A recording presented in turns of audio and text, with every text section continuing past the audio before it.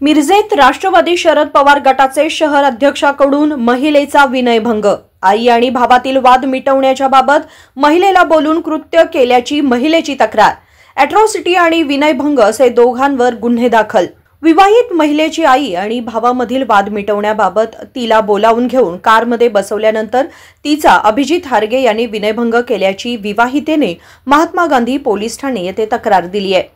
या प्रकरणी अभिजित हारगे याच्यावर अॅट्रॉसिटी आणि विनयभंग आणि त्याच्यासोबत असलेल्या आकाश कांबळे याच्यावरही गुन्हा दाखल झालाय। अभिजित हारगे आणि पीडित महिलेचा पिता हे दोघे मित्र होते। महिलेच्या पित्याच्या निधनानंतर पीडित महिलेची आई आणि भावामध्ये जागेवरून वाद सुरू झाला। हा वाद मिटवण्यासाठी अभिजित हारगे यांनी महिलेला बोलावून घेतले होते। तिला कारमध्ये बसवून तिचा विनयभंग केला। अभिजित हारगे याच्यासोबत असलेला आकाश कांबळे याने त्याचे व्हिडिओ चित्रण केले असे तक्रारीमध्ये म्हटले आहे।